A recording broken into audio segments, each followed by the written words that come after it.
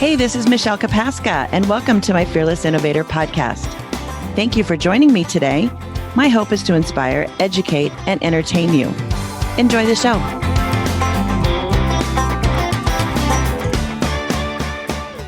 Welcome to the Fearless Innovator podcast. My name is Michelle Kapaska, and I'm your host. Today, we're going to talk about contractors, how contractors are not created equally. At the time I went to build my second home, I had never worked directly with a contractor, nor had I any experience on the steps from the initial dirt work to the final inspection. My first house was a cookie cutter, and I was not involved with the contractor. I was only involved with the project manager. Essentially, the project manager just reviewed the progress with me and made sure that my color selections were met. But what I did have was common sense and logic. The contractor I selected was based on a referral from a friend. I met with him, and he could do all the work from design to build to the final inspection. I met with one other contractor, but I wasn't impressed with his work. I chose the first guy, and I validated his license, and he had pictures of his prior builds that I could review, and he did nice work. During the design phase, the only thing I told my contractor on the design were these 4 things. 1, I wanted 4 bedrooms with 3 baths. The office needed to point towards the driveway. That way I could see who was coming down my driveway as I spent most of my day in my office. I wanted a fireplace, and I also wanted a pool, but I wanted to manage the pool construction. After all, I can use my project management skills anywhere I go.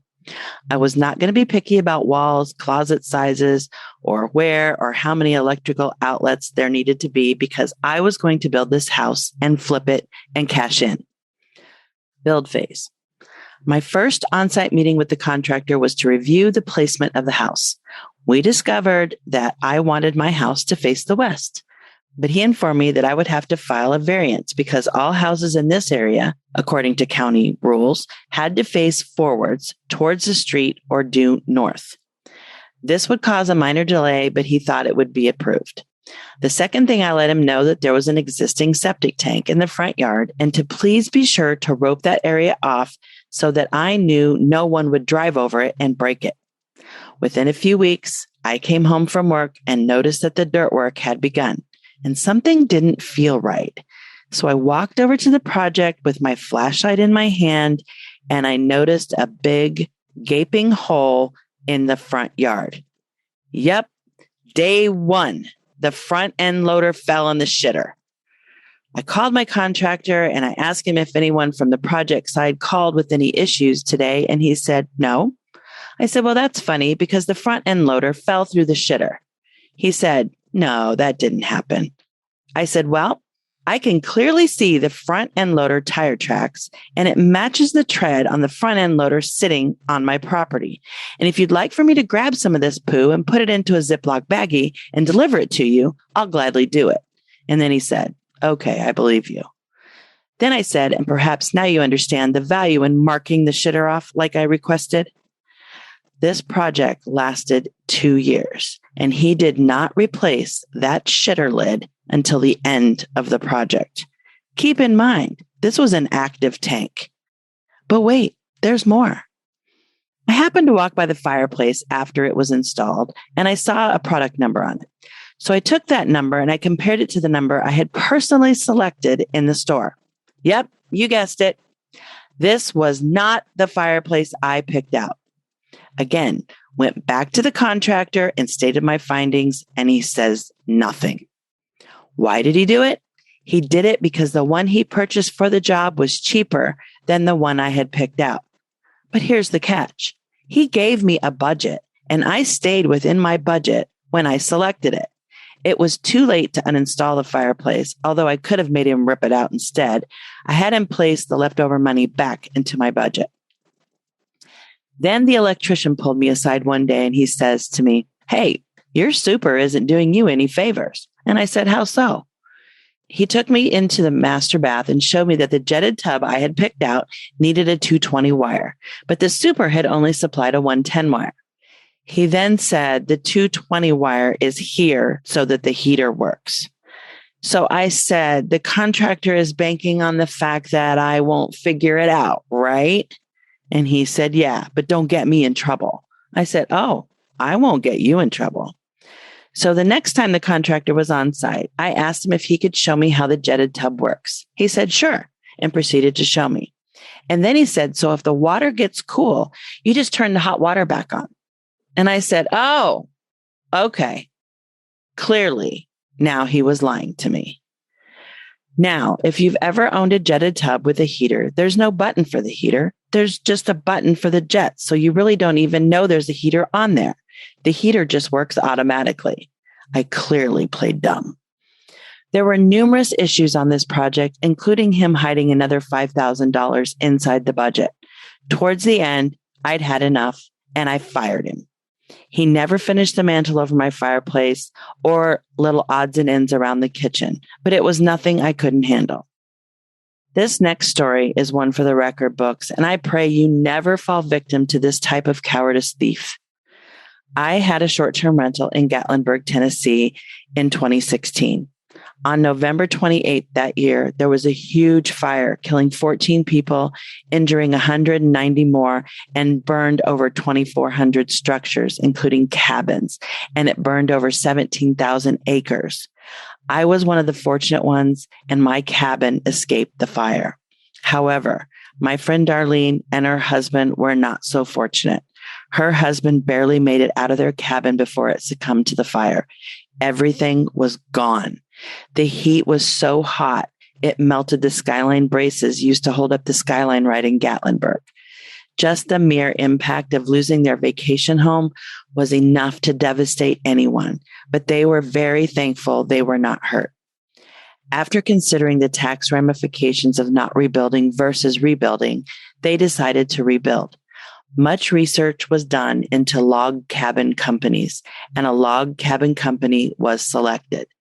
They also spent the time and effort to custom design and tweak the cabin package to be exactly what they wanted for overnight rental purposes, as well as their retirement home. When it came time to select a builder, they used the very high recommendation of the log cabin manufacturer, who assured them their recommended contractor was reputable and decided to enter into a contract with that builder. Because the log cabin company assured them the contractor had been vetted, my friends did very little research on their own.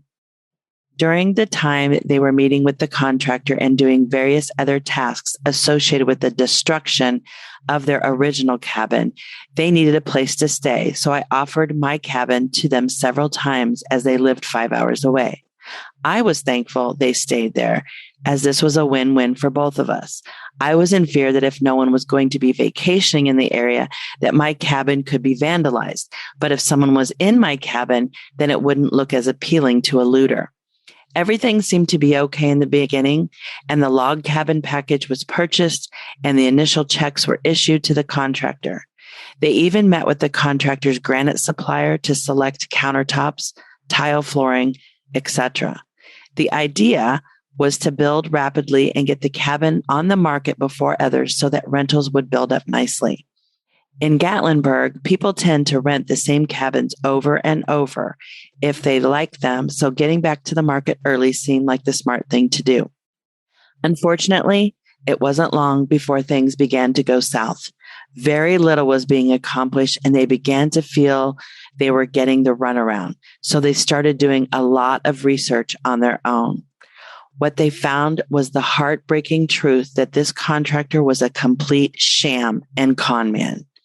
Once they began to reach out to others, they found he regularly took money from people and either never did the work or hired someone so bad and cheap, the work was very shoddy and had to be ripped out and done over. On jobs that were priced at Materials Plus, he would often use the same invoices on more than one job. He moved from state to stay ahead of those he stole from, and he concocted the most elaborate lies to cover it all. In their case, he had paid a subcontractor to clear the property of the debris and had the septic system inspected, but completed absolutely nothing else, and yet had collected into the six figures. In the end, it was discovered He didn't get permits for the work that was done, and even the lot clearing had to be done again as it was done incorrectly. Further, the Tennessee contractor's license he presented didn't even belong to him. It was another individual with the same name in the company name. He altered the license to appear as it was his name. This was discovered when they double-checked what he had presented to them. In the long run, after $20,000 plus in attorney's bills, a court judgment was obtained. Since the transaction was clearly of fraudulent nature, the damages were tripled, and they obtained a judgment for 3 times the amount of money he stole from them. However, since he is a con man, he has perfected ways of hiding assets he has, and as of today, they have still been unable to collect anything. One thing they learned, and they now apply to everything: never trust the recommendation of someone you trust. Do your own research. And this holds true in my case as well. I should have done more research. Thank you for listening. I hope you were inspired or entertained, or you learned something new. My 3-month adventure in my RV is coming to a close, and I'll be headed back to Florida soon. And it sounds like the real estate market is starting to turn around. I found some cash flowing opportunities. When I seal the deal, I'll be looking for partners to share in the rewards. If you want to know more about this, reach out to me at fearlessinnovator.com. And you can now listen to me on the Fearless Innovator podcast, and I can be found on Apple Podcasts, Spotify, and YouTube. Catch me later. Thank you for listening today. I hope you enjoyed the show. If I can help you invest in your future, reach out to me at fearlessinnovator.com. Catch me later.